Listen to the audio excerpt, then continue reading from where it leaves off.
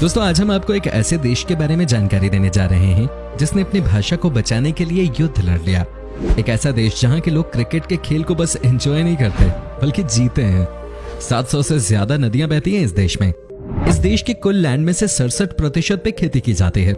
इसी देश में है दुनिया का सबसे बड़ा बीच भी। इस कंट्री की कैपिटल सिटी को सिटी ऑफ मॉस्क्स कहा जाता है। यहाँ के लोग 365 दिन भी मांस भात खाकर खुश रह सकते हैं। इस देश की सबसे बड़ी समस्या है यहाँ आने वाली बाढ़। दोस्तों आज हम आपको अपने पड़ोसी मुल्क बांग्लादेश के बारे में रोचक जानकारियां देने जा रहे हैं। बस आपसे एक ही रिक्वेस्ट है कि आप इस वीडियो को अंत तक जरूर देखिएगा। दोस्तों सबसे पहले आपको बता दूं कि इस देश का ऑफिशियल नेम है पीपल्स रिपब्लिक ऑफ बांग्लादेश। इस देश की टोटल पॉपुलेशन है तकरीबन 16 करोड़ और जनसंख्या के मामले में ये दुनिया का 8वां सबसे बड़ा देश है। बात की जाए टोटल लैंड एरिया की तो ये देश 1,30,170 स्क्वायर किलोमीटर में फैला हुआ है। यहाँ की पॉपुलेशन डेंसिटी की बात करें तो यहाँ पर 1265 लोग आपको पर स्क्वायर किलोमीटर पे नजर आते हैं। यहाँ की कुल आबादी में से 40% अर्बन एरियाज में रहते हैं और 60% रूरल एरियाज से बिलोंग करते हैं। बांग्लादेश अभी एक जवान कंट्री है और यहाँ की आबादी की औसत उम्र है 28 साल। दोस्तों आपको बता दूं कि बांग्लादेश में किसानों का ही बोलबाला है। आपको जानकर हैरानी होगी कि तकरीबन half of the countries population यहाँ पे सब फार्मर्स हैं। यहाँ पर खेती का काम बहुत बड़े लेवल पे किया जाता है। यहाँ के गवर्नमेंट भी फार्मर्स को सबसे ज्यादा ध्यान में रखते हुए काम करते हैं। कहने का मतलब यह है कि अगर यहाँ के एक आध बड़े शहरों को छोड़ दिया जाए तो सब आपको किसान ही मिलेंगे। दोस्तों बांग्लादेश का मतलब क्या आप जानते हैं? अगर नहीं तो हम आपको बता देते हैं। ये 2 वर्ड से बना हुआ है। एक है बांग्ला जिसका मतलब होता है ऐसे लोग जो बंगाली जानते हैं और दूसरा है देश यानी कि कंट्री। कहने का मतलब यह है कि यह है बांग्ला बोलने वालों का देश। दोस्तों क्या आपको पता है कि बांग्लादेश के लोग बिल्कुल भी स्माइल नहीं करते? आपको लग रहा होगा कि ये क्या है, बट ये सच्चाई है दोस्तों। आपको जानकर हैरानी होगी कि यहाँ पर माना जाता है कि जो बात करने पे हंसते हैं वो इमेच्योर होते हैं। तभी तो यहाँ पर ज्यादातर लोग एंग्री यंग मैन बन के ही रहते हैं। मतलब ये दुनिया का पहला ऐसा देश होगा जहाँ पर हंसने वालों को इमेच्योर कहा जाता है। दोस्तों आपको बता दूं कि बांग्लादेश को अलग कंट्री का तमगा देने में सबसे बड़ा योगदान भारत का ही रहा है। जी हाँ, कभी ये देश ईस्ट पाकिस्तान कहलाता था, लेकिन 1971 में भारत की मदद से पाकिस्तान को इस देश से खदेड़ दिया गया। भारतीय सैनिकों के आगे पाकिस्तान ने घुटने टेक दिए और भारत ने बांग्लादेश को पाकिस्तान से आजाद करवा दिया। 1971 में इस देश की पहचान बनी।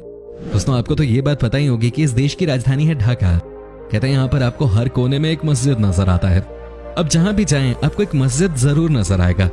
दोस्तों इसी की वजह से इसे मस्जिदों का शहर भी कहा जाता है। यहाँ के कई मस्जिद तो इतने खूबसूरत हैं कि मानो इसे देखकर आप खुशी हो जाओगे। यहाँ पर टूरिस्ट भी बड़ी संख्या में आते हैं। दोस्तों चूंकि ये है बंगाली कल्चर तो यहाँ के लोग मछली को कैसे इग्नोर कर सकते हैं।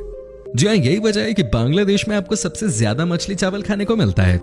ये यहाँ की सबसे पॉपुलर डिश है। कहते हैं कि यहाँ पर कम से कम रेट में और ज्यादा से ज्यादा रेट में भी मछली चावल खाने को मिल जाता है। यहाँ पर एक टाइम तो सबको फिश चाहिए ही चाहिए।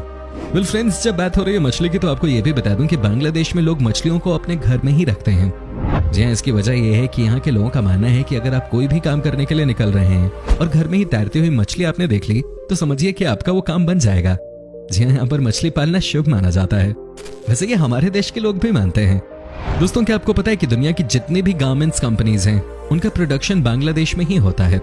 दुनिया की टोटल गारमेंट इंडस्ट्री का 60% प्रोडक्शन वर्क इस देश में ही होता है। इसकी वजह से यहाँ की महिलाओं की स्थिति पहले से कहीं ज्यादा बेहतर हुई है। सबके पास जॉब्स हैं, सब पहले से कहीं ज्यादा खुश हैं। बांग्लादेश की इकोनॉमी को भी इससे काफी बूस्ट मिली है। लेकिन वो कहते हैं ना कि हर चीज का साइड इफेक्ट भी होता है, वो भी दिख रहा है यहाँ पे। कहते हैं कि जिस फैक्ट्री में ज्यादातर वर्कर्स काम करते हैं वो काम करने लायक नहीं है। साल 2013 में यहाँ पर 1000 से ज्यादा वर्कर्स की मौत एक दुखद हादसे में हो गई थी। फ्रेंड्स एक सबसे बड़ी बीमारी जो इस देश को अंदर ही अंदर खाई जा रही है वो है करप्शन। जी हाँ, कहते हैं कि यहाँ पर नीचे से लेकर ऊपर तक भयानक करप्शन है। यहाँ पर बिना पैसे लिए दिए किसी का कोई काम ही नहीं होता। यहाँ पर घोटालों की वजह से सब परेशान हैं, लेकिन न तो लेने वाले रुक रहे हैं और नहीं देने वाले। दोस्तों आज के दिन भी बांग्लादेश को बहुत ही गरीब कंट्री माना जाता है। कहते हैं कि यहाँ पर 32% लोग आज के दिन भी गरीबी रेखा के नीचे ही रहते हैं। यहाँ पर जो गरीब लोग हैं उनकी हालत बहुत खराब है। कहते हैं कि इन लोगों की स्थिति इतनी खराब है कि ये एक टाइम का खाना खाकर ही अपना समय काट रहे हैं। इनकी मदद यहाँ की सरकार भी नहीं कर पा रही है। क्या आपको पता है कि बांग्लादेश के बहुत सारे लोग भारत में भी इलीगल तरीके से रह रहे हैं? जी हाँ, ये बात सच है।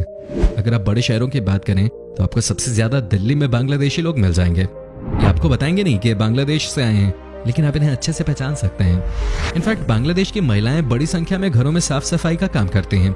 असम में भी बांग्लादेश से आए हुए लोगों की संख्या बहुत ज्यादा है। फिर दोस्तों, दुनिया के ज्यादातर देशों में 4 सीजन्स होते हैं, लेकिन बांग्लादेश के लोगों का मानना है कि उनके देश में 6 सीजन्स होते हैं। और वो सीजन्स हैं summer, monsoon, autumn, late autumn, winter और स्प्रिंग। वैसे यही मौसम मोरलेस हमारे देश में भी आते हैं, लेकिन हम 4 ही सीजन्स मानते हैं, लेकिन बांग्लादेश में इन्हें 6 में कैटेगराइज किया गया है।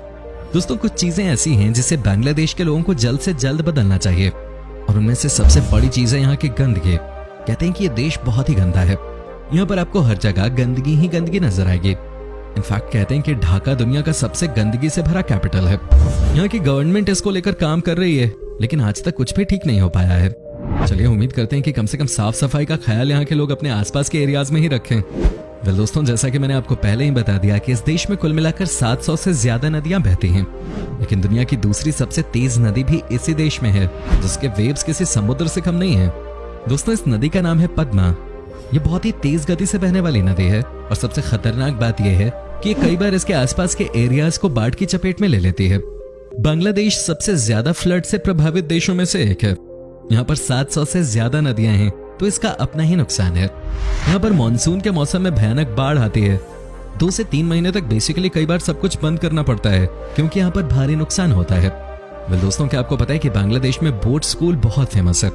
जैसा कि मैंने आपको बताया कि इस देश में बाढ़ की वजह से कई बार 2 से 3 महीने के लिए स्कूल्स को बंद करना पड़ता है। ऐसे में दोस्तों, यहाँ एजुकेशन सिस्टम को एक बड़ा झटका लगता था। लेकिन आज हम आपको बताते हैं कि कैसे यहाँ के लोगों ने बाढ़ के दौरान भी पढ़ाई लिखाई का सिलसिला जारी रखा है। जी हाँ, यहाँ शुरुआत हो चुकी है बोट स्कूल्स की। कहते हैं कि जब भी बाढ़ आती है, स्टूडेंट्स को बोट में बुलाकर वहीं पे पढ़ाया जाता है। अब तो एग्जाम भी बोट पे ही कंडक्ट कर दिए जाते हैं। वेल दोस्तों, गंदगी के बाद एक और समस्या जो इस देश को परेशान कर रही है, वो है यहाँ की ट्रैफिक की समस्या।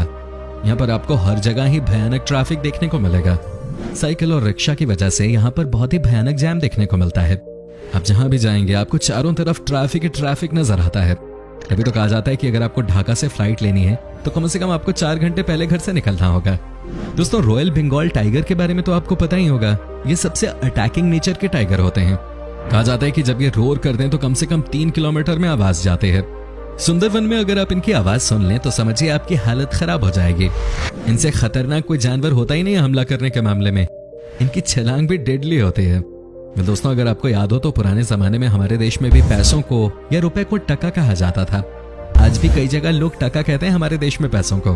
लेकिन आपको जानकर हैरानी होगी कि बांग्लादेश की करेंसी का नाम ही टका है। इसी से आप अंदाजा लगा सकते हैं कि बांग्लादेश और भारत में कितनी सिमिलैरिटीज हैं। यहाँ के लोगों की सोच भी बहुत हद तक हमारे देश के बंगाली फैमिलीज से मिलती है। वैसे आपको बता दें कि इनकी करेंसी की वैल्यू इंडियन रुपीस के मुकाबले कम है। दोस्तों, क्या आपको इस देश का झंडा याद है? अगर नहीं तो ये देख लीजिए। इस झंडे में आपको 2 रंग नजर आ रहे होंगे, एक है लाल तो दूसरा है हरा। अब हम आपको इसका मतलब भी बता देते हैं। फिर दोस्तों, लाल का मतलब है कि यहाँ के लोगों ने खून दिया है देश को पाकिस्तान से आजाद कराने में। तो वहीं ग्रीन यानी कि हरे का मतलब है खेती और खुशहाली। बांग्लादेश में लोगों को अखबार पढ़ना बहुत पसंद है, तभी तो यहाँ 2000 से ज्यादा अखबार और मैगजीन्स प्रकाशित की जाती हैं। अब समझिए कि अलग अलग 2000 से ज्यादा पब्लिकेशंस। समझ में नहीं आता कि वाकई में बांग्लादेश में अखबारों का इतना बड़ा काम है क्या। दोस्तों, जैसे कि मैंने आपको सबसे पहले ही बता दिया था कि ये दुनिया का एकमात्र देश है जिसने अपनी भाषा बचाने के लिए कई सालों तक लड़ाई लड़ी। आपको बता दूं कि पहले बांग्लादेश को ईस्ट पाकिस्तान के नाम से जाना जाता था, लेकिन यहाँ के लोग बांग्ला बोलते थे और पाकिस्तान में उर्दू को नेशनल लैंग्वेज बना दिया गया। ईस्ट पाकिस्तान में भी इसे जबरदस्ती थोप दिया गया, जो कि यहाँ के लोग मानने को तैयार नहीं थे।